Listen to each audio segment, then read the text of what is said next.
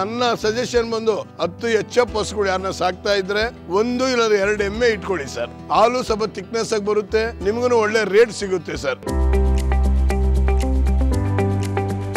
ದಿನಕ್ಕೆ ಮಿನಿಮಮ್ ಅಂದ್ರೆ 1,500 ಲೀಟರ್ ಹಾಲು ಕೊಡ್ತಾ ಇದೀವಿ. 1 ಲೀಟರ್ಗೆ ಹಾಲು ಬೆಲೆ ಸರ್ಕಾರಿ ಡೈರಿಗೆ ಹಾಕಿದ್ರೆ 40 ರೂಪಾಯಿ ಏನೋ ಹೆಚ್ಚು ಕಮ್ಮಿ ಬರ್ತಾ ಇದೀವ್ರೆ. ನಾವು ಖಾಸಗಿಯಾಗಿ 58 ರಿಂದ 60 ರೂಪಾಯಿ ಕೊಡ್ತಾ ಇದೀವ್ರೆ ಬೆಂಗಳೂರಲ್ಲಿ.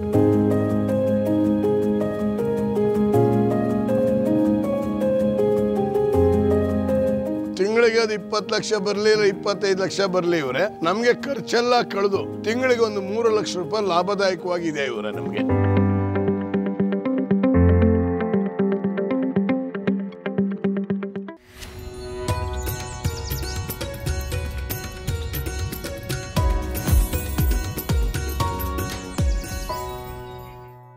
ಹರಿಯಾಣ ಪಂಜಾಬ್ನ ಫೇಮಸ್ ತಳಿ, ಲಾಭದಾಯಕ ಹೈನುಗಾರಿಕೆಗೆ ಸೂಕ್ತವಾದ ರಾಸು, ಹೆಚ್ಚು ಹಾಲು ಹೆಚ್ಚು ಆದಾಯ ತಂದುಕೊಡೋ ಎಮ್ಮೆ ತಳಿ ಮುರ್ರಾ ಎಮ್ಮೆ ಸಾಕಾಣಿಕೆ.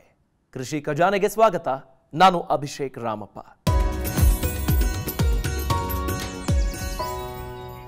ಹೈನುಗಾರಿಕೆ ಇಂದು ಸ್ವ ಉದ್ಯೋಗ ಮಾಡುವವರ ನೆಚ್ಚಿನ ಆಯ್ಕೆಯಾಗಿದೆ. ಇನ್ನು ಕೃಷಿಯೊಂದಿಗೆ ಉಪಕಸುಬಾಗಿ ಹಸು ಎಮ್ಮೆ ಸಾಕುತ್ತಿರುವ ಅನೇಕರು ಸಹ 5-6 ಹಸು ಅಥವಾ ಎಮ್ಮೆ ಸಾಕುವ ಮೂಲಕ ಹೈನುಗಾರಿಕೆಯನ್ನ ಲಾಭದಾಯಕವಾಗಿಸಿಕೊಂಡಿದ್ದಾರೆ.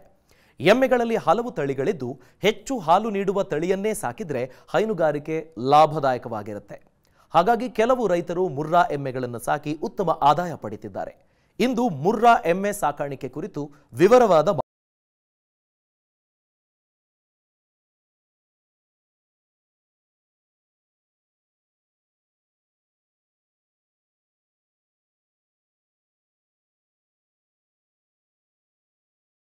ಹಸುಗಳ ಸಾಕಾಣಿಕೆಯಷ್ಟೇ ಎಮ್ಮೆಗಳ ಸಾಕಾಣಿಕೆಗೂ ಪ್ರಾಮುಖ್ಯತೆ ಇದೆ. ಕೆಲವು ರೈತರು ಸ್ಥಳೀಯ ತಳಿಗಳನ್ನೇ ಸಾಕುತ್ತಿದ್ದರೆ ಮತ್ತಷ್ಟು ರೈತರು ಹೆಚ್ಚು ಹಾಲು ಕೊಡುವ ತಳಿಗಳ ಎಮ್ಮೆಗಳನ್ನು ಸಾಕ್ತಿದ್ದಾರೆ. ನಮ್ಮ ರಾಜ್ಯದಲ್ಲಿ ನಾಟಿ ಎಮ್ಮೆ ತಳಿಯಾದ ಧಾರವಾಡ ಎಮ್ಮೆಯನ್ನ ಉತ್ತರ ಕರ್ನಾಟಕದ ಬಹುತೇಕ ಭಾಗಗಳಲ್ಲಿ ಸಾಕಲಾಗ್ತಿದೆ. ಇವು ಹೆಚ್ಚಿನ ಹಾಲು ನೀಡೋದಿಲ್ಲ. ಹಾಗಾಗಿ ಹೈನುಗಾರಿಕೆಯನ್ನ ಲಾಭದಾಯಕವಾಗಿಸಿಕೊಳ್ಳಲು ಹೆಚ್ಚು ಹಾಲು ನೀಡುವ ತಳಿಯ ಎಮ್ಮೆಗಳನ್ನು ಸಾಕಲಾಗ್ತಿದೆ.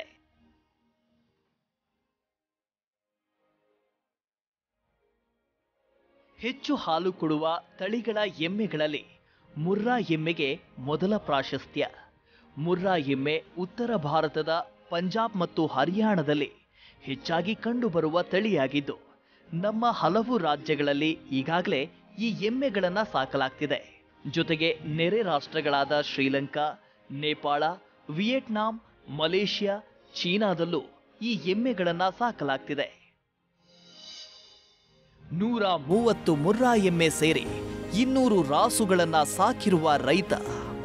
ಮುರ್ರಾ ಎಮ್ಮೆಯ ಹಾಲಿಗೆ ಮಾರುಕಟ್ಟೆಯಲ್ಲಿ ಬೇಡಿಕೆ ಇರೋದ್ರಿಂದ ಮತ್ತು ಈ ಎಮ್ಮೆಯ ಸಾಕಾಣಿಕೆ ಲಾಭದಾಯಕವಾಗಿರೋದ್ರಿಂದ ಕೆಲವು ರೈತರು ದೊಡ್ಡ ಪ್ರಮಾಣದಲ್ಲಿ ಈ ತಳಿಯ ಎಮ್ಮೆಗಳನ್ನು ಸಾಕ್ತಿದ್ದಾರೆ.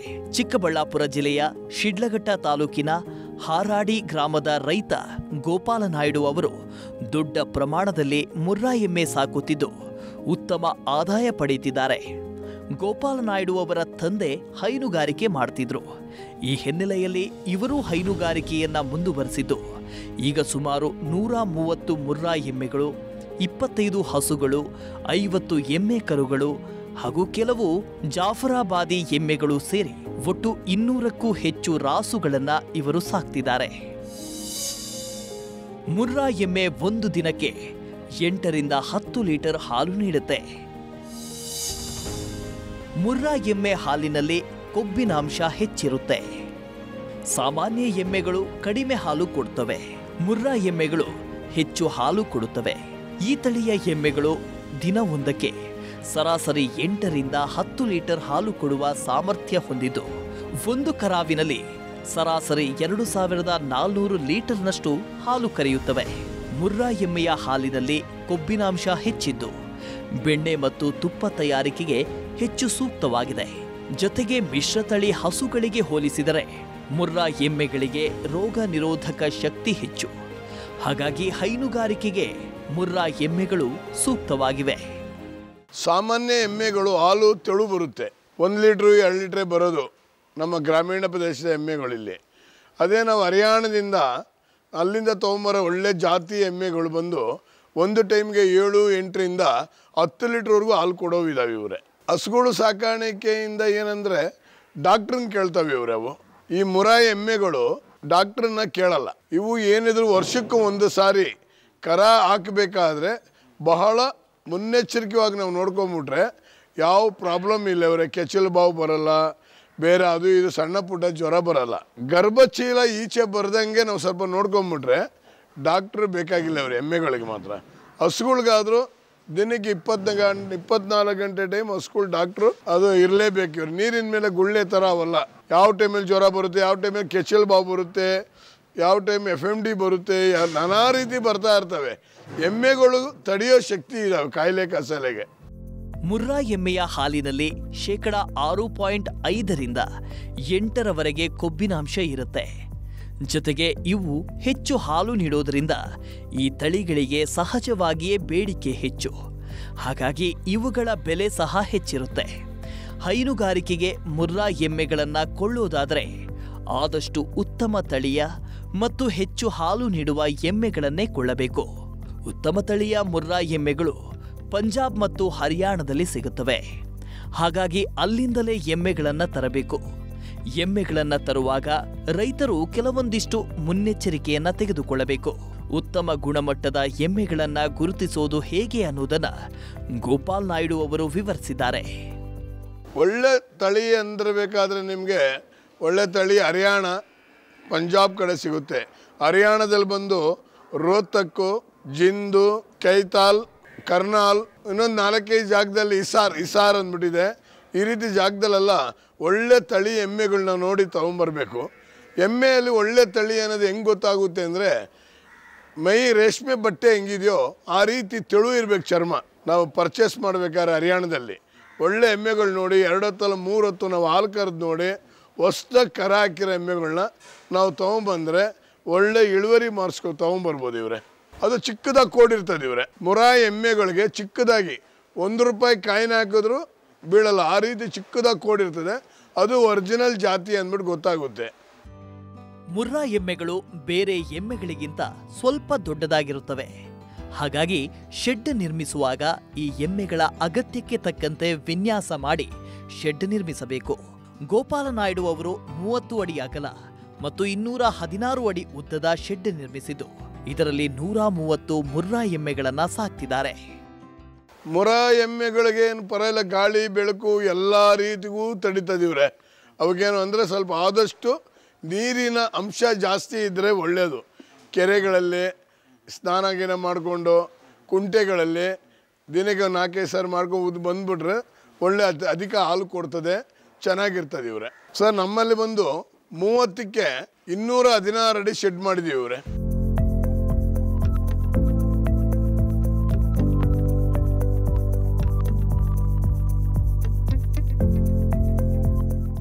ಮುರ್ರಾ ಎಮ್ಮೆಗಳಿಗೆ ರೋಗ ನಿರೋಧಕ ಶಕ್ತಿ ಹೆಚ್ಚಿದ್ದು ಅವುಗಳಲ್ಲಿ ಹೆಚ್ಚಿನ ರೋಗಗಳು ಕಂಡುಬರೋದಿಲ್ಲ. ಆದರೆ ಈ ತಳಿಯ ಕರುಗಳನ್ನು ಆರಂಭದಲ್ಲಿ ತುಂಬ ಎಚ್ಚರಿಕೆಯಿಂದ ನಿರ್ವಹಣೆ ಮಾಡಬೇಕು. ಮುರ್ರಾ ಕರುಗಳ ನಿರ್ವಹಣೆ ಹೇಗೆ ಮಾಡಬೇಕು ಮತ್ತು ಈ ಎಮ್ಮೆಗಳ ನಿರ್ವಹಣೆಗೆ ಎಷ್ಟು ಕೆಲಸಗಾರರು ಬೇಕು ಅನ್ನೋ ವಿವರ ತಿಳಿಯೋಣ ಬನ್ನಿ. ಮುರ್ರಾ ಎಮ್ಮೆಗಳಿಗೆ ಆಹಾರವಾಗಿ ಬಿಯರ್ ವೇಸ್ಟ್ ಫೀಡ್ ಬಳಕೆ. ಹೈನುಗಾರಿಕೆಯಲ್ಲಿ ರಾಸುಗಳ ಆಹಾರ ನಿರ್ವಹಣೆ ಅತಿ ಮುಖ್ಯವಾದ ಭಾಗ. ಹಸು ಮತ್ತು ಎಮ್ಮೆಗಳು ಹೆಚ್ಚಿನ ಹಾಲು ನೀಡೋದರಿಂದ ಹೆಚ್ಚು ಪೌಷ್ಟಿಕ ಆಹಾರವನ್ನ ನೀಡಬೇಕು. ಹಸಿ ಮೇವು, ಒಣಮೇವು, ಫೀಡ್ಗಳನ್ನ ಕೊಡಬೇಕಾಗತ್ತೆ. ಇನ್ನು ಮುರ್ರಾ ಎಮ್ಮೆಯಲ್ಲಿ ಹೆಚ್ಚಿನ ಹಾಲು ಪಡೆಯಲು ತೆನೆ ಇರುವ ಮುಸುಕಿನ ಜೋಳದ ಕಡ್ಡಿಗಳನ್ನ ನೀಡಬೇಕು. ಆದರೆ ವರ್ಷವಿಡೀ ಮುಸುಕಿನ ಜೋಳ ಒದಗಿಸೋದು ಕಷ್ಟವಾಗತ್ತೆ. ಹಾಗಾಗಿ ನಾವು ಬಿಯರ್ ವೇಸ್ಟ್ನ ಫೀಡನ್ನ ಎಮ್ಮೆಗಳ ಮುಖ್ಯ ಆಹಾರವಾಗಿ ಬಳಸ್ತಿದ್ದೇವೆ. ನಮ್ಮಲ್ಲಿ 200 ರಾಸುಗಳಿರೋದ್ರಿಂದ ಬಿಯರ್ ವೇಸ್ಟ್ ಫೀಡ್ ಬಳಸೋದು ಅತ್ಯುತ್ತಮ ಆಯ್ಕೆಯಾಗಿದೆ. ಈ ಫೀಡನ್ನ ಟನ್ಗಟ್ಟಲೆ ತರಬೇಕಾಗಿರೋದ್ರಿಂದ 1-2 ಎಮ್ಮೆ ಇರುವವರು ಈ ಆಹಾರ ಕೊಡಲು ಆಗೋದಿಲ್ಲ. 30ಕ್ಕಿಂತ ಹೆಚ್ಚು ಎಮ್ಮೆ ಇರುವವರು ಈ ಫೀಡನ್ನ ಎಮ್ಮೆಗಳಿಗೆ ಕೊಡಬಹುದು. ಮೊದಲನೇದಾಗಿ ನಮ್ಮ ಲೋಕಲ್ ಜನ ನಾವು ಎಮ್ಮೆ ಸಾಕಿ ನಾವು ಹಾಲು ಕರೆದು ಮಾಡ್ತೀವಿ ಅಂದರೆ ಸ್ವಲ್ಪ ಕಷ್ಟ ಸರ್ ಅದು. ಅದಕ್ಕೆ ಅಂತೇಳಿ ನಮ್ಮ ಉತ್ತರ ಭಾರತದವರು ಬಿಹಾರದವ್ರನ್ನ ಕರ್ಕೊಂಬಂದು ನೋಡಿ ನಮ್ಮ ಕೊಟ್ಟಿಗೆಯಲ್ಲಿ ನಾವು ಕೆಲಸ ಮಾಡಿಸ್ಕೊತಾ ಇದ್ದೀವಿ. ನಮ್ಮ ಲೋಕಲ್ ಜನ ಬಂದು ಎಮ್ಮೆ ಹಸುಗಳು ಕರಿಯೋಕ್ಕಾಗದೇ ಎಲ್ಲ ಮಿಷಿನ್ಗೆ ಹೋಯ್ತವ್ರೆ, ಎಲ್ಲ ಮಿಷಿನರಿಗೆ. ಎಮ್ಮೆಗಳಿಗೆಲ್ಲ ಏನಿದ್ರು ಬಿಹಾರದವರು ಅವ್ರು ಅದಕ್ಕಂತೇಳಿ ಜನ್ಮ ತಾಳವ್ರೆ. ಎಮ್ಮೆಗಳು ಹಾಲು ಕರಿಯೋಕ್ಕೆ ಅಂದ್ಬಿಟ್ಟು ಎಷ್ಟು ಗಟ್ಟಿ ಇದ್ರೂ ಕೈಯಾರ ಅವ್ರಿಗೆ ಹಾಲು ಕರೀತಾರೆ. ನೀವು ರೈತರು ಯಾರನ್ನ, ನನ್ನ ಸಜೆಷನ್ ಬಂದು 10 ಎಚ್.ಎಫ್ ಹಸುಗಳು ಯಾರನ್ನ ಸಾಕ್ತಾ ಇದ್ದರೆ 1 ಇಲ್ಲ 2 ಎಮ್ಮೆ ಇಟ್ಕೊಳ್ಳಿ ಸರ್. ಹಾಲು ಸ್ವಲ್ಪ ತಿಕ್ನೆಸ್ಸಾಗಿ ಬರುತ್ತೆ, ಗೌರ್ಮೆಂಟ್ಗೇನು ಒಳ್ಳೆ ಹಾಲು ಸಿಗುತ್ತೆ ಸರ್. ನಿಮಗೂ ಫ್ಯಾಟ್ ಬಂದು ನಿಮಗೂ ಒಳ್ಳೆ ರೇಟ್ ಸಿಗುತ್ತೆ ಸರ್. ಬರೀ ಎಮ್ಮೆಗಳೇ ಸಾಕಿ ನೀವು ಡೈರಿಗೆ ಹಾಕ್ತೀನಿ ಅಂದರೆ ನಿಮ್ಗೆ ಲಾಸ್ ಆಗುತ್ತೆ ಇವರೇ. ಎಮ್ಮೆ ಹಾಲು ಭಾರಿ ಗಟ್ಟಿ ಇವರೇ, ಅದು ಚಾಕುವಲ್ಲಿ ಕುಯ್ಬೋದು ಆ ರೀತಿ. ಉತ್ತರ ಭಾರತದವರೆಲ್ಲ ಯಾರು ಹಸು ಹಾಲು ಕುಡಿಯಲ್ಲ ಇವರೇ. ನಮ್ಮ ದಕ್ಷಿಣ ಭಾರತದವರೇ ನಾವು ಹಸು ಹಾಲು ಕುಡಿತಾ ಇರೋದು. ಆರೋಗ್ಯಕ್ಕೆ ಎಮ್ಮೆ ಹಾಲು ಒಳ್ಳೇದೇ. ಹಾಲು ಹೆಚ್ಚಾಗಿ ಕೊಡ್ಬೇಕಾದ್ರೆ ಸರ್ ಬೀರು ಬ್ರಾಂದಿ ವೇಸ್ಟೇಜ್ದು ಹಾಕ್ಲೇಬೇಕು ಸರ್ ನೀವು. ಯಾಕಂದರೆ ಒಟ್ಟು ಬೂಸ್ದಲ್ಲಿ ಲಾಭದಾಯಕ ಕಮ್ಮಿ. ನೀವು ಇದನ್ನು ಹಾಕಿದ್ರೆ ನೀವು ಒಟ್ಟು ಓಟ್ಸ್ನ ಒಳ್ಳೆ ಲಾಭದಾಯಕವಾಗಿದೆ ಇವರೇ. ಅದನ್ನು ಹಾಕಿದ್ರೆ ರೈತರು ಕೂಡ ಒಳ್ಳೆ ಲಾಭದಾಯಕ ಬರುತ್ತೆ. ಆದರೆ ನನ್ನ ಸಜೆಷನ್ ಏನಂದರೆ 1 ರಿಂದ 5, 10 ಕಟ್ಕೊಂಡವರು ಯಾರು ಹಾಕೋದು ಬೇಕಾಗಿಲ್ಲ ಓಟ್ಸ್ನ. ಕಾರಣ ಏನಂದರೆ ಅದು ವಾರಕ್ಕೊಂದು ಸಾರಿ ಬೆಂಗಳೂರಲ್ಲಿ ನಿಮ್ಗೆ ಸಿಗುತ್ತೆ. ಅದನ್ನು ತೊಗೊಂಬಂದು ನೀವು ಮನೆ ಹತ್ರ ಇಟ್ಕೊಂಡು ಸ್ಟಾಕ್ ಇಟ್ಕೊಳ್ಳೋಕ್ಕಾಗಲ್ಲ. 5 ದಿವಸಕ್ಕೆಲ್ಲ ಹುಳ ಬಿಡೋಕ್ಕೆ ಸ್ಟಾರ್ಟ್ ಆಗುತ್ತೆ. ಅದರಿಂದ ಅದನ್ನು ಹಾಕಬೇಡಿ, ಒಟ್ಟು ಬುಸ್ಸನ್ನೇ ಹಾಕಿ ಸಾಕು, ನೆಮ್ಮದಿಯಾಗಿ ಆರೋಗ್ಯವಾಗಿರ್ತದೆ. ಅಂದ್ಬಿಟ್ಟು ಓಟ್ಸ್ ಹಾಕೋದ್ರಿಂದ ಆರೋಗ್ಯ ಕೆಡುತ್ತೆ ಅಂತೆಲ್ಲ ಅದು ಬರುತ್ತೆ. ಅಂದರೆ ಹೈಯೆಸ್ಟಾಗಿ ಒಂದು 25, 30, 50, 100 ಕಟ್ಟಿದವ್ರಿಗೆ ನೀವು ಓಟ್ಸ್ ಹಾಕ್ಕೊಳ್ಳೋದು ಒಳ್ಳೆಯದು. ಮುರ್ರಾ ಎಮ್ಮೆಗಳು ಸಾಮಾನ್ಯವಾಗಿ ಭಾರತದ ಎಲ್ಲಾ ವಾತಾವರಣಕ್ಕೂ ಹೊಂದಿಕೊಳ್ಳುತ್ತವೆ. ಆದರೆ ಕರುಗಳು ಮಾತ್ರ ಹೆಚ್ಚು ಚಳಿಯನ್ನ ತಡೆಯೋದಿಲ್ಲ. ಹಾಗಾಗಿ ಕರು ಹುಟ್ಟಿದ ಬಳಿಕ ಕೆಲವೊಂದಿಷ್ಟು ದಿನ ಅವುಗಳನ್ನ ಎಚ್ಚರಿಕೆಯಿಂದ ಪೋಷಣೆ ಮಾಡಬೇಕಾಗತ್ತೆ. ಇವರೇ ನಮ್ಮಲ್ಲಿರೋ ಎಮ್ಮೆಗಳಿಗೆ ಬಿಸಿಲುಗಾಲ ಆಗಿರ್ಬೋದು, ಮಳೆಗಾಲ ಆಗಿರ್ಬೋದು, ಚಳಿಗಾಲ ಆಗಿರ್ಬೋದು, ಯಾವ ಕಾರಣಕ್ಕೂ ಯಾವ ತೊಂದರೆ ಇಲ್ಲ ಇವರೇ. ಬಿಸಿಲುಗಾಲ ಬಂದಾಗ 1-2ಕ್ಕಿಂತ ಮೈ ಹೆಚ್ಚಾಗಿ ನೀರು ಹಾಕಿದ್ರೆ ಭಾರಿ ಒಳ್ಳೆಯದು. ಆದರೆ ನನ್ನ ಅನುಭವದ ಪ್ರಕಾರ ಹೇಳ್ತೀನಿ, ಈ ಎಮ್ಮೆ ಕರುಗಳು ಚಳಿಗೆ ತಡೆಯಲ್ಲ. ಆದಷ್ಟು ಬೆಚ್ಚನಾಗಿರೋ ರೂಮಲ್ಲಿ ಇಕ್ಬಿಟ್ರೆ ಕರುಗಳು 1 ತಿಂಗಳವರೆಗೂ, 1 ದಿವಸ ನಡೆದು 1 ತಿಂಗಳವರೆಗೂ ಸ್ವಲ್ಪ ಬೆಚ್ಚನೆ ರೂಮಲ್ಲಿ ಇಕ್ಬಿಟ್ಟು ಅವನ್ನ ನೀವು ಸಾಕಾಣಿಕೆ ಮಾಡ್ಕೊಂಬಂದರೆ ಕರ ಬದುಕ್ತವೆ. ಇಲ್ಲ ಅಂದರೆ ಈ ಚಳಿಗೆ ಇಹಲೋಕಕ್ಕೆ ಹೊಂಟೋಗೋದು ಜಾಸ್ತಿ ಸರ್. ಅವು ಆದಷ್ಟು ರೈತರುಗಳು ಕರುಗಳನ್ನ ಮಾತ್ರ ಹೆಚ್ಚಾಗಿ ಬೆಚ್ಚನಿರೋ ಜಾಗದಲ್ಲಿ ಇಡಬೇಕು. ಮುರ್ರಾ ಎಮ್ಮೆಗಳನ್ನ ನಾವು ಎಷ್ಟು ಉತ್ತಮವಾಗಿ ನಿರ್ವಹಣೆ ಮಾಡ್ತೇವೋ ಅವು ಅಷ್ಟು ಹೆಚ್ಚಿನ ಹಾಲು ಕೊಡುತ್ತವೆ. ಎಮ್ಮೆಗಳು ನೀರಿನಲ್ಲಿ ಈಜೋದನ್ನ ಇಷ್ಟಪಡುತ್ತವೆ. ಹಾಗಾಗಿ ಮುರ್ರಾ ಎಮ್ಮೆಗಳನ್ನ ದೊಡ್ಡ ಪ್ರಮಾಣದಲ್ಲಿ ಸಾಕುವವರು ಎಮ್ಮೆ ಈಜಲೆಂದೇ ಕೆರೆ ನಿರ್ಮಿಸ್ತಾರೆ. ಆದರೆ ನಮ್ಮಲ್ಲಿ ಜಮೀನು ಕಡಿಮೆ ಇರೋದ್ರಿಂದ ಕೆರೆ ನಿರ್ಮಿಸೋದಕ್ಕೆ ಆಗಿಲ್ಲ. ಹಾಗಾಗಿ ದಿನಕ್ಕೆ 2 ಬಾರಿ ಮೈ ತೊಳೆಯುತ್ತೇವೆ ಅಂತಾರೆ ಗೋಪಾಲ್ ನಾಯ್ಡು ಅವರು. ದಿನಕ್ಕೆ 2 ಹೊತ್ತು ನಾವು ಮೈ ತೊಳಿತೀವಿ ಇವರೇ. ಯಾಕಂದರೆ ನಮಗೆ ಅಲ್ಲಿದ್ದವ್ರಿಗೆ ಕಡಲೆ ಇಲ್ಲ, ಕಡಲೆ ಇದ್ದವ್ರಿಗೆ ಅಲ್ಲಿಲ್ಲ ಅಂತಾರೆ. ನಮಗೆ ಇರೋದು 1 ಎಕರೆ 3 ಗುಂಟೆ ಜಾಗ. ಇನ್ನೊಂದು 2-3 ಎಕರೆ ಅಷ್ಟು ಇದ್ದಿದ್ರೆ ಸ್ವಂತ ಹುಲ್ಲು ಬೆಳಿಬೋದಾಯಿತು, ಜೋಳದ ಕಡ್ಡಿ ಬೆಳಿಬೋದಾಯಿತು. ಒಂದು ಸ್ವಿಮ್ಮಿಂಗ್ ಪೂಲ್ ಥರ ಕಟ್ಟಿಬಿಟ್ಟು ಎಮ್ಮೆಗಳು ಅದ್ರಲ್ಲಿ ದಿನಕ್ಕೆ ಬೆಳಗ್ಗೆ 1-2 ಅವರ್, ಸಂಜೆ 1-2 ಅವರ್ ಬಿಟ್ಟರೆ ಬಹಳ ಕಂಡಾಗ 1 ಲೀಟ್ರ್ ಹಾಲು ಎಕ್ಸ್ಟ್ರಾ ಬರುತ್ತೆ. ಅವು ಆರೋಗ್ಯವಾಗಿರ್ತವೆ. ನಮ್ಮಲ್ಲಿ ಕಟ್ಟಿರೋ ಜಾಗದಲ್ಲೇ ಕಟ್ಟಿಕ್ತಾ ಇದ್ದೀವಿ. ಈಚೆ ಬಿಡೋಕ್ಕೆ ನಮಗೆ ಆಸ್ಪದ ಇಲ್ಲ, ಜಾಗ ಇಲ್ಲ. ಏನಾದರೂ ಎಮ್ಮೆಗಳು ಕಟ್ಟಿರೋ ಜಾಗದಿಂದ ಬಿಚ್ಚಬೇಕಾದ್ರೆ ತಿರ್ಗಿ ಅದು ಫಲಕ್ಕೆ ಬರುತ್ತಲ್ಲ, ಕರ ಹಾಕಿ 3-4 ತಿಂಗಳು ಫಲಕ್ಕೆ ಬರುತ್ತೆ. ಅವಾಗ ಕ್ರಾಸಿಂಗ್ ಮಾಡಿಸೋದಕ್ಕೋಸ್ಕರ ಎಮ್ಮೆ ಬಿಚ್ತೀವಿ. ಇಲ್ಲ ಮಿಕ್ಕಿದ ಟೈಮಲ್ಲಿ ಅಲ್ಲೇ ಇರ್ತದೆ ಇವರೇ. ಮುರ್ರಾ ಎಮ್ಮೆಯನ್ನ ಸಾಕುವ ಶೆಡ್ ಎಷ್ಟು ಕ್ಲೀನ್ ಆಗಿರುತ್ತೋ ಎಮ್ಮೆಗಳು ಅಷ್ಟೇ ಆರೋಗ್ಯಯುತವಾಗಿರುತ್ತವೆ. ಎಮ್ಮೆಗಳ ಆರೋಗ್ಯ ಉತ್ತಮವಾಗಿದ್ದಷ್ಟು ಹಾಲು ಹೆಚ್ಚಿಗೆ ಸಿಗುತ್ತೆ. ಹಾಗಾಗಿ ಶೆಡ್ನ ಶುಚಿತ್ವಕ್ಕೆ ಹೆಚ್ಚಿನ ಗಮನ ಕೊಡಬೇಕು. ಜೊತೆಗೆ ಮುರ್ರಾ ಎಮ್ಮೆಗಳಲ್ಲಿ ಕೈಯಿಂದಲೇ ಹಾಲು ಕರೆಯಬೇಕು. ಹಾಗಾಗಿ 1-2 ಎಮ್ಮೆ ಇದ್ದರೆ ರೈತರು ತಾವೇ ಹಾಲು ಕರೆದುಕೊಳ್ಳಬೇಕು. 25ಕ್ಕಿಂತ ಹೆಚ್ಚು ಎಮ್ಮೆ ಸಾಕುತ್ತಿದ್ದರೆ ಮುರ್ರಾ ಎಮ್ಮೆಗಳಲ್ಲಿ ಹಾಲು ಕರೆದು ಅಭ್ಯಾಸ ಇರುವವರನ್ನೇ ನೇಮಿಸಿಕೊಳ್ಳಬೇಕಾಗತ್ತೆ. ಗೋಪಾಲ್ ನಾಯ್ಡು ಅವರು ತಮ್ಮ ಡೈರಿ ಫಾರಂನಲ್ಲಿ ಬಿಹಾರ ಮೂಲದ 12 ಜನರನ್ನ ಕೆಲಸಕ್ಕೆ ನೇಮಿಸಿಕೊಂಡಿದ್ದಾರೆ. ಒಬ್ಬೊಬ್ಬರು 10 ಎಮ್ಮೆಗಳನ್ನ ನಿರ್ವಹಣೆ ಮಾಡ್ತಿದ್ದಾರೆ. ಮೀನಿಂಗ್ ನಾವು ಎಷ್ಟು ಸ್ವಚ್ಛವಾಗಿ ಎಷ್ಟು ಕ್ಲೀನಾಗಿ ಇಡ್ತೀವೋ ಅಷ್ಟು ಆರೋಗ್ಯವಾಗಿರ್ತದೆ. ಯಾರೇ ಆಗಲಿ ರೈತರುಗಳು ಕೊಟ್ಟಿಗೆಯಿಂದ ಹೆಚ್ಚು ಕಮ್ಮಿ 100-150 ಅಡಿ ದೂರಕ್ಕೆ ಅದು ಕೊಚ್ಚೆ ನೀರು ಹೋಗಬೇಕು. ಆ ಗಂಜಲದ ನೀರು, ಮೈ ತೊಳೆ ನೀರು ಅಕ್ಕಪಕ್ಕ ಇಲ್ದಂಗೆ ನಾವು ನೋಡ್ಕೊಂಬಿಟ್ರೆ ಸೊಳ್ಳೆ ಬರಲ್ಲ, ನೊಣ ಬರಲ್ಲ, ಯಾವ ಪ್ರಾಬ್ಲಮ್ ಇರಲ್ಲ ಇವರೇ. ನೋಡಿ ನಮ್ಮ ಕೊಟ್ಟಿಗೆಯಲ್ಲಿ 130 ಎಮ್ಮೆ ಸಾಕ್ತಾ ಇದ್ದೀನಿ ನಾನು. ಯಾರನ್ನ ಬಂದು ನೀವು ರೈತರುಗಳು ಬಂದು ನೋಡ್ಬೋದು. ನಮ್ಮಲ್ಲೊಂದು ಸೊಳ್ಳೆ ಇಲ್ಲ, ಒಂದು ನೊಣ ಇಲ್ಲ. ಅಷ್ಟು ಸ್ವಚ್ಛ ಭಾರತ್ ಥರ ನಾವು ಕ್ಲೀನಾಗಿ ಇಟ್ಕೊಂಡಿದ್ದೀವಿ ಇವರೇ. ದಿನಕ್ಕೆ 2 ಸಾರಿ ಮೈ ತೊಳಿತೀವಿ, ದಿನಕ್ಕೆ 2 ಸಾರಿ ಸಗಣಿ ಎತ್ತೋದು, ಟೈಮ್ ಸರಿಯಾಗಿ ಮೇವು ಹಾಕೋದು, ಟೈಮ್ ಸರಿಯಾಗಿ ಹಾಲು ಕರಿಯೋದು. ಆ ರೀತಿ ಪ್ರತಿಯೊಂದು ಹೊರ ರಾಜ್ಯದ ಅಂದರೆ ಬಿಹಾರದವ್ರನ್ನ ಇಟ್ಕೊಂಡು ನಾವು ಕೆಲಸಗಳು ತೊಗೊತಾ ಇದ್ದೀವಿ ಸರ್. ಅವ್ರ ಹತ್ರ 10 ಎಮ್ಮೆಗೂ ಒಬ್ಬರು ಬೇಕಾಗುತ್ತೀವ್ರೆ. ಸಗಣಿ ಎತ್ತೋದ್ರಿಂದ ಹಿಡಿದು, ಮೈ ತೊಳೆಯೋದ್ರಿಂದ ಹಿಡಿದು, ಹಾಲು ಕರಿಯೋದ್ರಿಂದ ಹಿಡಿದು, ಮೇವು ಹಾಕೋದ್ರಿಂದ ಹಿಡಿದು ಒಬ್ಬ ಮನುಷ್ಯ ಬಿಹಾರದವನು 10 ಎಮ್ಮೆಗಳದ್ದು ಒಬ್ಬರೇ ಮಾಡ್ತಾನೆ ಸರ್. ಅವನು ಹೊಲ್ದಲ್ಲಿ ಹೋಗಿ ಕೆಲಸ ಮಾಡಲ್ಲ, ಹೊಲ್ದಲ್ಲಿ ಹೋಗಿ ಜೋಳದ ಕಡ್ಡಿ ಕುಯ್ಕೊಂಬರಲ್ಲ. ನಾವು ಜೋಳದ ಕಡ್ಡಿ ಕುಯ್ಕೊಂಬಂದು ಅವ್ರು ರೈತರಿಗೆ ಕೊಟ್ಬಿಟ್ರೆ ಮಿಷಿನ್ ಹಾಕೋದ್ರಿಂದ ಹಿಡಿದು ಸಗಣಿ ಎತ್ತಿ ಮೈ ತೊಳೆದು ಒಟ್ಟು ಬೂಸ ಹಾಕಿ ಹಾಲು ಕರೆದು ಹಾಲು ತೊಗೊಂಬಂದು ನಮ್ಮ ಕೈಗೆ ಹ್ಯಾಂಡ್ ಓವರ್ ಕೊಡ್ತಾನೆ. ಅಲ್ಲಿವರೆಗೂ ಅವನೊಬ್ಬನ ಇನ್ಚಾರ್ಜ್ ಇರ್ತದೆ ಇವರೇ. ನೋಡಿ, ನಮ್ಮಲ್ಲಿ ಈಗ 130 ಎಮ್ಮೆಗೆ 12 ಜನ ಇದ್ದಾರೆ ಇವರೇ. ಒಬ್ಬ ಮನುಷ್ಯನಿಗೆ ಬಂದು 16,000 ರೂಪಾಯಿ ಸಂಬಳ ಕೊಡ್ತಾ ಇದ್ದೀವಿ. 1 ಸಿಲಿಂಡ್ರ್ ಕೊಡ್ತೀವಿ, ತಿಂಗಳಿಗೆ 1 ಲೀಟ್ರ್ ಎಮ್ಮೆ ಹಾಲು ಕೊಡ್ತೀವಿ. ಎಲ್ಲ ಇನ್ಕ್ಲೂಡಿಂಗ್ ಲೆಕ್ಕ ಹಾಕೊಂಡ್ರೆ ಒಬ್ಬ ಮನುಷ್ಯನಿಗೆ 20,000 ರೂಪಾಯಿ ಆಯ್ತಾ ಇದೆ. 12 ಜನರಿಂದ 2,40,000 ರೂಪಾಯಿ ಪರ್ ತಿಂಗಳು ಅವ್ರ ಸಂಬಳ ಕೊಡ್ತಾ ಇದ್ದೀವಿ. ಮುರ್ರಾ ಎಮ್ಮೆಗಳಿಗೆ ಸಾಮಾನ್ಯವಾಗಿ ಯಾವುದೇ ರೋಗ ಬರುವುದಿಲ್ಲ. ಆದರೆ ಎಮ್ಮೆಗಳು ಕರು ಹಾಕಿದಾಗ ಕಸ ಹೊರಬರಲು ಬಿಸಿ ನೀರು ಮತ್ತು ಬೆಲ್ಲ ಕೊಡುತ್ತಾರೆ. ಆದರೆ ಬೆಲ್ಲದ ಪ್ರಮಾಣ ಹೆಚ್ಚಾದರೆ ಗರ್ಭಚೀಲ ಹೊರಗೆ ಬರುವ ಸಾಧ್ಯತೆ ಇರುತ್ತೆ. ಹಾಗಾಗಿ ಸೂಕ್ತ ಪ್ರಮಾಣದಲ್ಲಿ ಬೆಲ್ಲ ಕೊಡಬೇಕು. ಮುನ್ನೆಚ್ಚರಿಕೆ ವಹಿಸದಿದ್ದರೆ ರೈತರಿಗೆ ಭಾರೀ ನಷ್ಟವಾಗುತ್ತೆ ಅಂತಾರೆ ಗೋಪಾಲ್ ಅವರು. ರೋಗಗಳು ಇವಕ್ಕೆ ಯಾವುದಕ್ಕೂ ಬರೋದಿಲ್ಲ ಸರ್. ಬರೋದು ಒಂದೇ, ವರ್ಷಕ್ಕೆ ಕರ ಹಾಕಿದಾಗ ಗರ್ಭಚೀಲ ಈಚೆ ಬರ್ದಂಗೆ ನೋಡ್ಕೊಂಬಿಟ್ರೆ ಸಾಕು. ಎಮ್ಮೆಯಲ್ಲಿ ಮುಖ್ಯವಾಗಿ ಅದೇ ಸರ್. ಅವೆಲ್ಲ ಏನೂ ಬರಲ್ಲ ಸರ್. ಅಪ್ಪಿದಪ್ಪಿ ಯಾವುದೋ ಬಂದು ಅಲ್ಲಿ ಬೇರೆ ರಾಜ್ಯದಿಂದ ಬಂದು ಬರ್ಬೋದು ವಿನಃ ಆ ರೀತಿ ಯಾವ ಪ್ರಾಬ್ಲಮ್ ಇಲ್ಲ ಸರ್. ಈ ಕರ ಹಾಕಿದಾಗ ನಾವು ಬಿಸಿನೀರು ಬೆಲ್ಲ ಇಕ್ಬೇಕು ಎಮ್ಮೆಗಳಿಗೆ. ನಾನು ಸ್ವಲ್ಪ ಬುದ್ಧಿ ತಿಳುವಳಿಕೆ ಕಮ್ಮಿಯಾಗಿ ಹೆಚ್ಚು ಬೆಲ್ಲ ಕೊಟ್ಬಿಡ್ತಾ ಇದ್ದೆ. ಅರ್ಧ kg 3/4 kg ಬೆಲ್ಲ ಕೊಟ್ಬಿಟ್ರೆ ಅವು ಗರ್ಭಚೀಲ ಈಚೆ ಬಂದ್ಬಿಡ್ತವೆ. ಅದರಿಂದ ಆದಷ್ಟು ರೈತರುಗಳು 1/4 kg ಮೇಲೆ ಯಾರು ಬೆಲ್ಲ ಕೊಡಬೇಡಿ. 1/4 kg ಬೆಲ್ಲ, 2 kg ಚಕ್ಕೆ ಬೂಸ, 1 ಇಡಿ ಉಪ್ಪು ಹಾಕ್ಬಿಟ್ಟು ನೀರು ಇಕ್ಬಿಟ್ಟ ಅಂದರೆ ಅದು ಕರ ಹಾಕಿದ ಮೇಲೆ ಕಸ ಕ್ಲೀನಾಗಿ ಬಂದು ಬಿದ್ದುಬಿಡ್ತದೆ. ಎಮ್ಮೆನೂ ಆರೋಗ್ಯವಾಗಿ ಚೆನ್ನಾಗಿರ್ತದೆ ಇವರೇ. ಗೋಪಾಲ್ ನಾಯ್ಡು ಅವರ ಬಳಿ ಮುರ್ರಾ ಎಮ್ಮೆಗಳ ಜೊತೆಯಲ್ಲೇ ಮುರ್ರಾ ಕೋಣಗಳು ಸಹ ಸಾಕಷ್ಟು ಪ್ರಮಾಣದಲ್ಲಿವೆ. ಇವರ ಫಾರಂನಲ್ಲಿ ಹುಟ್ಟಿದ ಗಂಡು ಕರುಗಳನ್ನು ಇವರು ಸಾಕುತ್ತಿದ್ದಾರೆ. ಜೊತೆಗೆ ತಮ್ಮ ಫಾರಂಗೆ ತಂದಿರುವ ಕೋಣಗಳನ್ನ ಉತ್ತಮವಾಗಿ ಬೆಳೆಸಿ ಅವುಗಳನ್ನ ಡೆವಲಪ್ ಮಾಡಿಕೊಂಡಿದ್ದಾರೆ. ಒಂದು ಮುರ್ರಾ ಕೋಣದ ಬೆಲೆ 1 ಲಕ್ಷದಿಂದ 8 ಲಕ್ಷದವರೆಗೆ ಬೆಲೆ ಇದೆ. ಗೋಪಾಲ್ ನಾಯ್ಡು ಅವರು 2 ಲಕ್ಷ ರೂಪಾಯಿ ಬೆಲೆ ಬಾಳುವ ಕೋಣವನ್ನ ತಂದು ಅದನ್ನ ಡೆವಲಪ್ ಮಾಡಿಕೊಂಡಿದ್ದಾರೆ.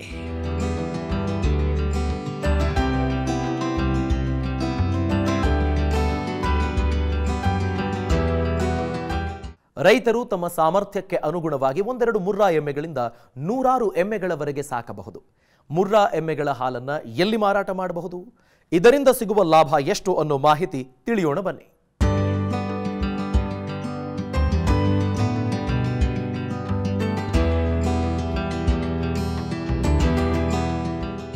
ಮುರ್ರಾ ಎಮ್ಮೆಯಲ್ಲಿ ಕೈಯಿಂದ ಹಾಲು ಕರೆಯಬೇಕು. ಹಾಗಾಗಿ ದೊಡ್ಡ ಡೈರಿ ಫಾರಂಗಳಲ್ಲಿ ಬಿಹಾರ ಮತ್ತು ಉತ್ತರ ಭಾರತದಿಂದ ಬಂದ ಕೆಲಸಗಾರರು ಎಮ್ಮೆಗಳ ನಿರ್ವಹಣೆ ಮಾಡ್ತಾರೆ. ಹಾಗಾಗಿ ಉತ್ತರ ಭಾರತದಿಂದ ಕಾರ್ಮಿಕರನ್ನ ಕರೆತಂದು ಎಮ್ಮೆ ಸಾಕಲು ಸಾಧ್ಯವಾಗದವರು ಮಿಶ್ರತಳಿ ಹಸುಗಳನ್ನು ಸಾಕಬಹುದು.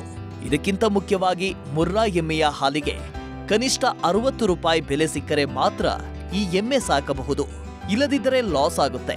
ಹಾಗಾಗಿ 10 ಹಸು ಸಾಕುತ್ತಿದ್ದರೆ ಅವರ ಜೊತೆ 1-2 ಎಮ್ಮೆ ಸಾಕಿದ್ರೆ ಈ ಹಾಲನ್ನ ಹಸುವಿನ ಹಾಲಿನೊಂದಿಗೆ ಬೆರೆಸಿ ಡೈರಿಗೆ ಹಾಕಬಹುದು. ಇದರಿಂದ ಫ್ಯಾಟ್ ಅಂಶ ಜಾಸ್ತಿಯಾಗಿ ಹಾಲಿಗೆ 1-2 ರೂಪಾಯಿ ಜಾಸ್ತಿ ಸಿಗುತ್ತೆ ಅಂತಾರೆ ಗೋಪಾಲ್ ಅವರು. ಎಮ್ಮೆಗಳು ನೀವು ಸಾಕಬೇಕಾದ್ರೆ ನಾನು ಹೇಳ್ತೀನಿ ನೋಡಿ, ಮೊದಲನೇದಾಗಿ ನಮ್ಮ ಲೋಕಲ್ ಜನ ನಾವು ಎಮ್ಮೆ ಸಾಕಿ ನಾವು ಹಾಲು ಕರೆದು ಮಾಡ್ತೀವಿ ಅಂದರೆ ಸ್ವಲ್ಪ ಕಷ್ಟ ಸರ್ ಅದು. ಅದಕ್ಕೆ ಅಂತೇಳಿ ನಮ್ಮ ಉತ್ತರ ಭಾರತದವರು ಬಿಹಾರದವ್ರನ್ನ ಕರ್ಕೊಂಬಂದು ನೋಡಿ ನಮ್ಮ ಕೊಟ್ಟಿಗೆಯಲ್ಲಿ ನಾವು ಕೆಲಸ ಮಾಡಿಸ್ಕೊತಾ ಇದ್ದೀವಿ. ನಮ್ಮ ಲೋಕಲ್ ಜನ ಹಸುಗಳು ಕರಿಯೋಕ್ಕಾಗದೇ ಎಲ್ಲ ಮಿಷಿನ್ಗೆ ಹೋಯ್ತಾವ್ರೆ, ಎಲ್ಲ ಮಿಷಿನರಿಗೆ. ಎಮ್ಮೆಗಳಿಗೆಲ್ಲ ಏನಿದ್ರು ಬಿಹಾರದವರು ಎಮ್ಮೆಗಳು ಹಾಲು ಕರಿಯೋಕ್ಕೆ ಅಂದ್ಬಿಟ್ಟು ಎಷ್ಟು ಗಟ್ಟಿ ಇದ್ರು ಕೈಯಾರ ಅವ್ರಿಗೆ ಹಾಲು ಕರೀತಾರೆ. ನನ್ನ ಸಜೆಷನ್ ಬಂದು 10 HF ಹಸುಗಳು ಯಾರನ್ನ ಸಾಕ್ತಾ ಇದ್ದರೆ 1 ಇಲ್ಲ 2 ಎಮ್ಮೆ ಇಟ್ಕೊಳ್ಳಿ ಸರ್. ಹಾಲು ಸ್ವಲ್ಪ ಥಿಕ್ನೆಸ್ಸಾಗಿ ಬರುತ್ತೆ, ಗೌರ್ಮೆಂಟ್ಗೇನು ಒಳ್ಳೆ ಹಾಲು ಸಿಗುತ್ತೆ ಸರ್. ನಿಮಗೂ ಫ್ಯಾಟ್ ಬಂದು ನಿಮಗೂ ಒಳ್ಳೆ ರೇಟ್ ಸಿಗುತ್ತೆ ಸರ್. ಬರೀ ಎಮ್ಮೆಗಳೇ ಸಾಕಿ ನೀವು ಡೈರಿಗೆ ಹಾಕ್ತೀನಿ ಅಂದರೆ ನಿಮ್ಗೆ ಲಾಸ್ ಆಗುತ್ತೆ ಇವರೇ. ಪ್ರತಿದಿನ 1000ದಿಂದ 1500 ಲೀಟರ್ ಹಾಲು ಉತ್ಪಾದನೆ. ಮುರ್ರಾ ಎಮ್ಮೆಯ 1 ಲೀಟರ್ ಹಾಲಿಗೆ 58ರಿಂದ 60 ರೂಪಾಯಿ ಬೆಲೆ. ಗೋಪಾಲ್ ನಾಯ್ಡು ಅವರು 130 ಮುರ್ರಾ ಎಮ್ಮೆ ಸಾಕ್ತಿದ್ದಾರೆ. ಇವರ ಫಾರಂನಲ್ಲಿ ಪ್ರತಿದಿನ ಸರಾಸರಿ 1000ದಿಂದ 1500 ಲೀಟರ್ ಹಾಲು ಸಿಗುತ್ತೆ.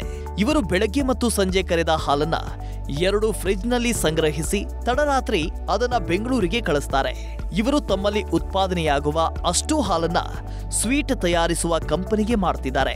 ಹಾಗಾಗಿ ಅವರಿಗೆ 1 ಲೀಟರ್ಗೆ 58ರಿಂದ 60 ರೂಪಾಯಿ ಬೆಲೆ ಸಿಗ್ತಿದೆ. ಇಲ್ಲಿ ಹಾಲಿನ ಶೇಖರಣೆಗೆ ನಾವು ಫ್ರಿಡ್ಜ್ಗಳು ಇಕ್ಕಿದ್ದೀವಿ ನೋಡಿ. 1000 ಲೀಟರ್ದು ಒಂದಿದೆ, 1500 ಲೀಟರ್ದು ಒಂದಿದೆ. 2500 ಲೀಟರ್ ಹಾಲು ಶೇಖರಣೆ ಮಾಡೋಷ್ಟು ಇದೆ ನಮ್ಮಲ್ಲಿ.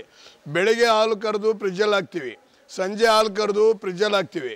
ಬೆಳಗಿನ ಜಾವ 1-1:30ಗೆಲ್ಲ ನಮ್ಮ ಹುಡುಗ ಹಾಲು ತೊಗೊಂಡು ಬೆಂಗಳೂರಿಗೆ ಹೊಡ್ತಾನೆ ಸರ್ ಹಾಲು ಕೊಡೋಕ್ಕೆ. ಸರ್ ನಾವು ಸದ್ಯಕ್ಕೆ ಇಲ್ಲಿ ಯಾವ ಸರ್ಕಾರಿ ಗೌರ್ಮೆಂಟ್ ಡೈರಿಗೆ ನಾವು ಹಾಲು ಹಾಕ್ತಾ ಇಲ್ಲ. ನಾವು ಬೆಂಗಳೂರಿನಲ್ಲಿ ಕಾಂತಿ ಸ್ವೀಟ್ ಅಂದ್ಬಿಟ್ಟು ಬೆಂಗಳೂರಲ್ಲಿ 115 ಬ್ರ್ಯಾಂಚ್ ಇದ್ದಾವೆ. ನಾವು ಆ ಮಾಲೀಕರಿಗೆ ನಮ್ಮ ಹಾಲನ್ನ ನಾವು ಸಪ್ಲೈ ಮಾಡ್ತಾಯಿದ್ದೀವಿ. ಅವ್ರಿಗೆ ದಿನಕ್ಕೆ 7-8 ಸಾವಿರ ಲೀಟ್ರ್ ಹಾಲು ಬರ್ತವೆ. ಎಮ್ಮೆ ಹಾಲು ಕೊಡ್ತಾ ಇರೋದು ನಾನು ಒಬ್ಬ ಅಂತ ಕಾಣುತ್ತೆ ಸರ್. ನಮ್ಮಲ್ಲಿ 130 ಎಮ್ಮೆ ಇದ್ದಾವೆ.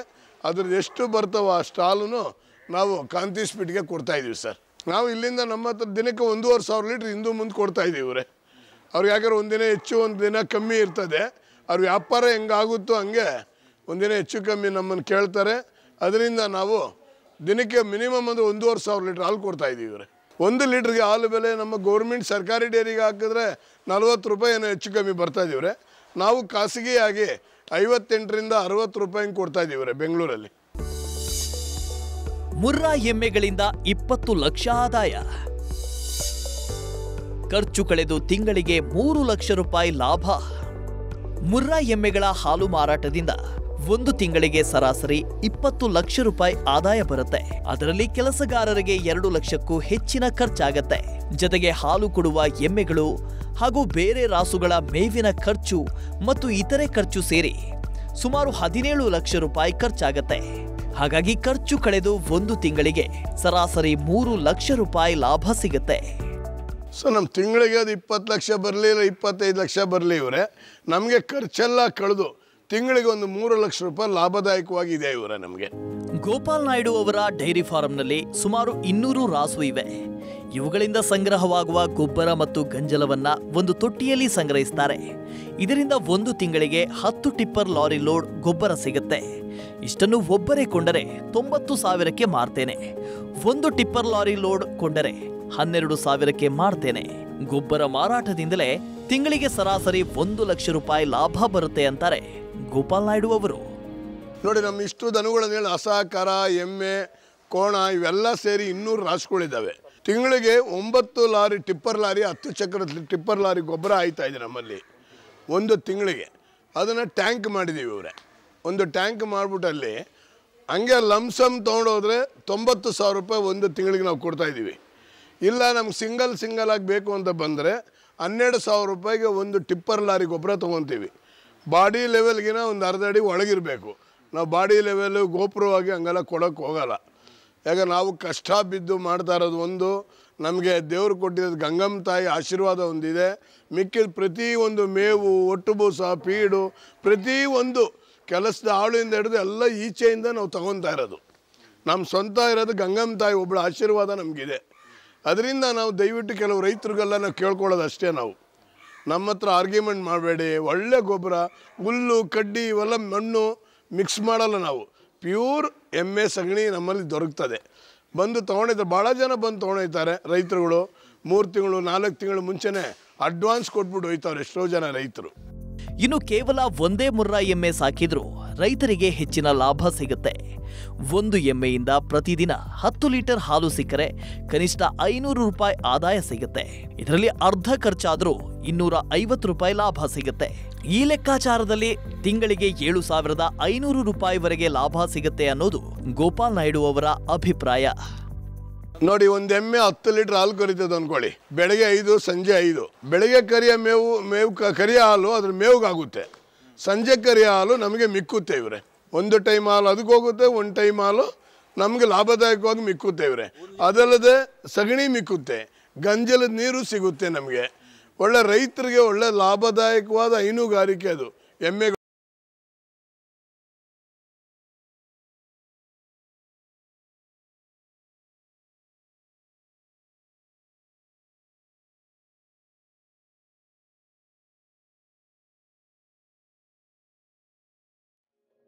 ಗೋಪಾಲ್ ನಾಯ್ಡು ಅವರು 130 ಮುರ್ರಾ ಎಮ್ಮೆ ಸೇರಿದಂತೆ 200 ರಾಸುಗಳಿರುವ ದೊಡ್ಡ ಡೈರಿ ಫಾರಂ ಹೊಂದಿದ್ದು ಪ್ರತಿ ತಿಂಗಳು ಸರಾಸರಿ 4 ಲಕ್ಷ ರೂಪಾಯಿ ಲಾಭ ಪಡೆಯುತ್ತಿದ್ದು ಮುರ್ರಾ ಎಮ್ಮೆ ಸಾಕಾಣಿಕೆ ಲಾಭದಾಯಕ ಎಂಬುದನ್ನು ತೋರಿಸಿಕೊಟ್ಟಿದ್ದಾರೆ.